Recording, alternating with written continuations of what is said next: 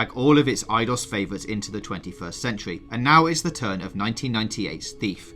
You play as a thief named Garrett, a classic fantasy rogue complete with shadowy clothing and lighter than air fingers. He lives in the sort of city that has more thieves and scoundrels than workers, where the guards are stupid and brutal. It's a place that flashes back to fantasy staples like Conan and seems to have infinite opportunities for making money and enemies.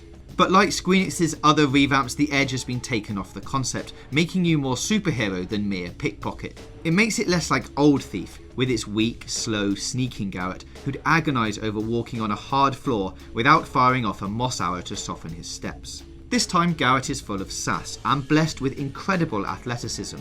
It feels like Eidos Montreal's Thief shoves the original concept together with the flexible superhumanity of Assassin's Creed, making it feel more normalised than the original games, with all those edges that the casual player might get snagged on carefully hidden away.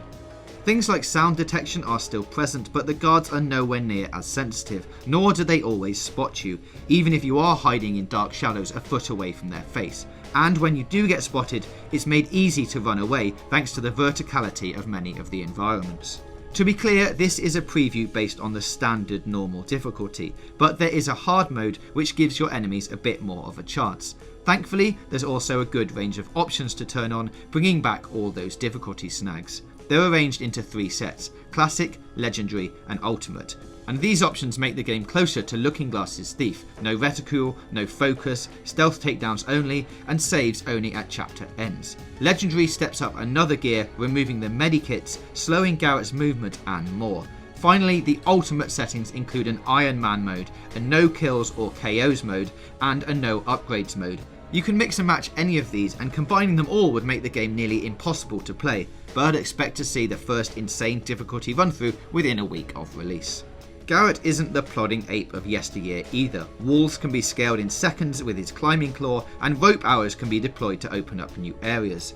He bounds over obstacles like Ezio, except that the running mechanism isn't quite as polished as Ubisoft's. He can also scout, a magic super step that lets you move from shadow to shadow without being noticed. Garrett has also acquired a Batman-esque focus vision mode which allows you to magic your way through most puzzles, tracking wires back to panels, speed picking locks and so on.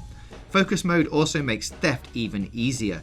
The world is dripping with loot, from birds' nests to the pockets of passers-by to every last drawer in every wardrobe. On top of that, there's collectible loot, special items that Garrett can take back to his clock tower home to put on display.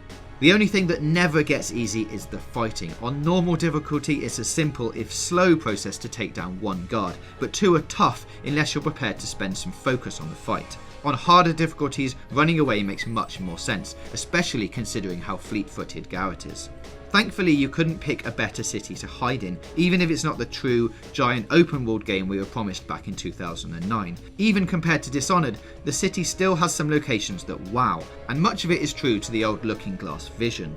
The House of Blossoms, for example, is a brothel that moves from seemingly abandoned ruins to luxurious palace, complete with a spy-hole-riddled basement that lets you see and hear every last depravity of the ruling classes. Clearly, it's here that the game truly earns its mature rating.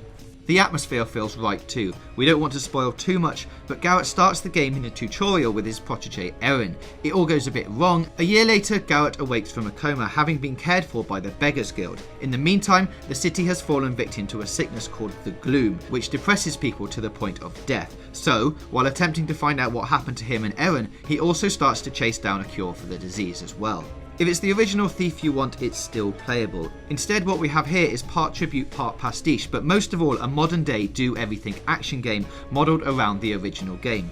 It certainly has the charisma of Thief and perhaps not the same strangeness about it. So far...